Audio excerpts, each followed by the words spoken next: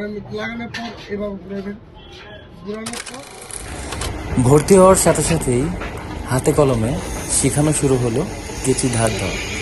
খোঁজ নিয়ে দেখবেন আপনার গ্রামে, আপনার পাশের গ্রামে অনেকেই টেলারিং কাজ করে।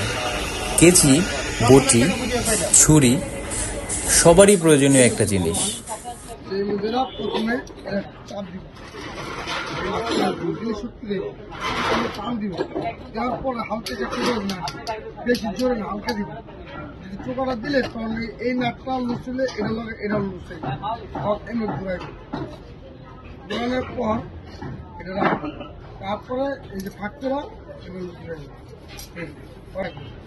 মানে ছোট করে বড় করে পাট আবার এখানে রাখবো, এখানে রাখার পর নাটে একটু লাগা রাখবেন, তাহলে এলোমেলো হবে না। আবার কি করবেন, দ্বিতীয়বার কারণ ঠান্ডা হয়ে গেছে তখন দুই পাটলে একটা বাড়ি পাবেন, ছোট পাট ডাইন হাতে, বড় পাট বাম হাতে, পাট দিয়া এরপরে বাবরি ঢালাবেন। বাবরি ঢালানোর পর এই যে ফুকা বরাবর এই যে নাট লাগাবেন, লাগানোর পর এই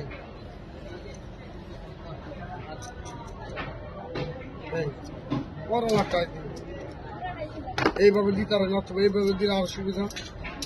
টাইট মাপ বসতে হবে, এই টাইট যান, তাহলে আবার কি বুঝতে না এই না মিডিয়াম টাইট। মেজারমেন্ট কত জান থাকবো বা কত মেজারমেন্ট থাকবো সেটা আমি আপনি নেক্সট দেখা যাবে। ওকে।